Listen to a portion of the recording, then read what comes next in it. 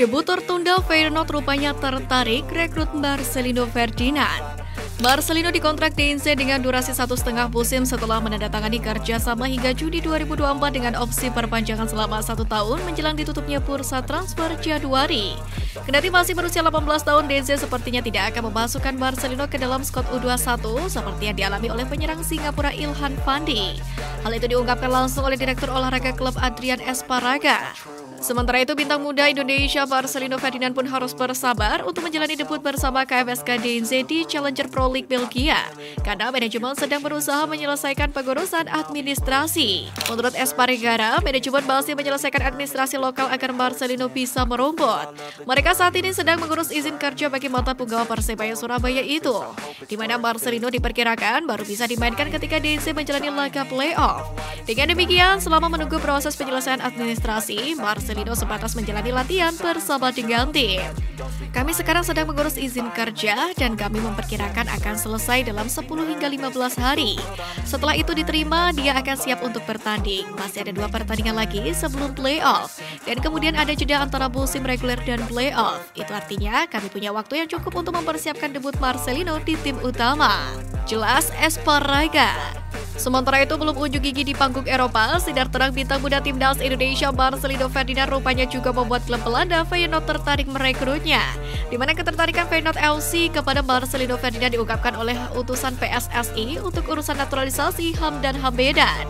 Di mana ketertarikan Feyenoord kepada Marcelino Ferdinand terjadi saat PSSI mengadakan kerjasama dengan klub asal Belanda itu pada Desember 2022 lalu. Awalnya pihak Feyenoord bertanya siapa pemain timnas Indonesia paling menonjol dalam persiapan Piala Dunia U20 2023. Indra Syafri dan Sintayong pun yang hadir dalam pertemuan tersebut kompak menyebut satu nama yakni Marcelino Ferdinand. Keesokan harinya pihak Feyenoord pun tertarik membuka obrolan soal Marcelino. Mereka terkesan saat melihat penampilan Marcelino untuk timnas Indonesia ketika pertandingan lawan Kamboja di Piala AFF 2022. Selanjutnya pertemuan terjadi antara agen Marcelino, Dusan Bogdanovic dan Feyenoord. Feyenoord pun mengaku tertarik dengan Marcelino Ferdinand dan menawarkan trial untuk ex-Persebaya Surabaya tersebut.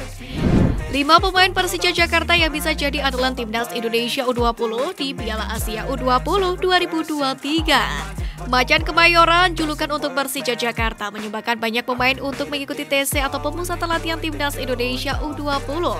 Sintayong selaku pelatih timnas Indonesia U20 memanggil 9 pemain Persija Jakarta untuk mengikuti TC.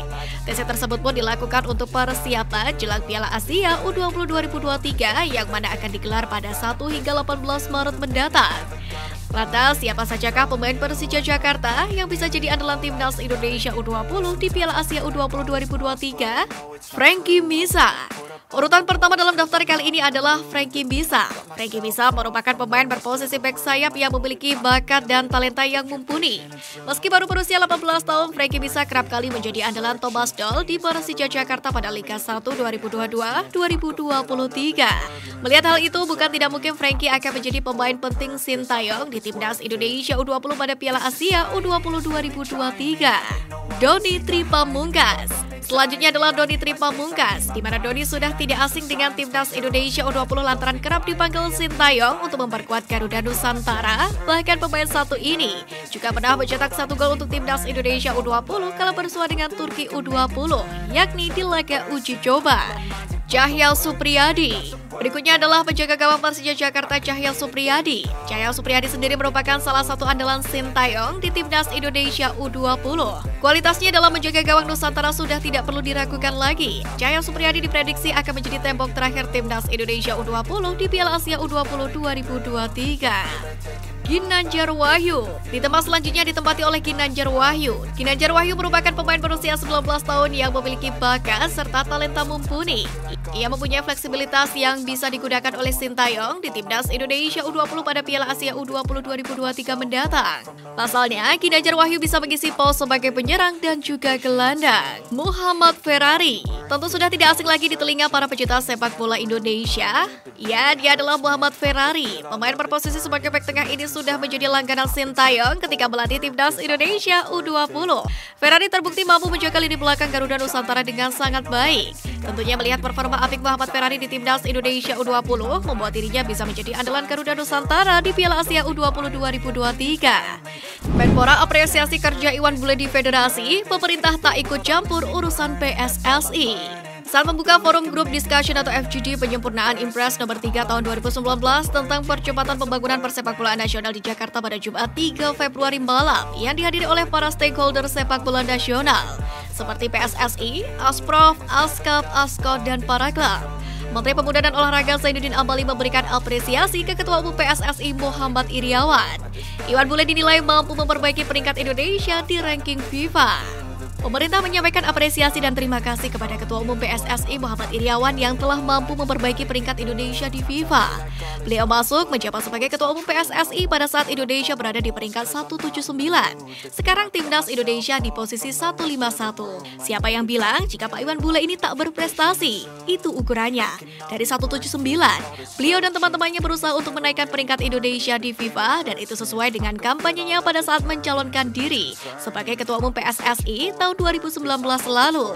Ucap Menpora Amali untuk Ketua Umum PSSI yang akrab disapa Iwan Bule itu. Sementara itu terkait Impres nomor 3 tahun 2019 tentang percepatan pembangunan persepakbolaan nasional, Menpora Amali menegaskan jika hal tersebut merupakan perwujudan dari komitmen serta tanggung jawab pemerintah untuk membangun persepakbolaan nasional. Lebih lanjut lagi, Menpora menegaskan bahwa pemerintah tidak akan ikut campur urusan PSSI sehingga pemerintah menjaga betul posisinya. Menpora sendiri tak ingin kejadian sepak bola Indonesia disanksi FIFA pada 2015 silam karena adanya campur tangan pemerintah kembali terulang.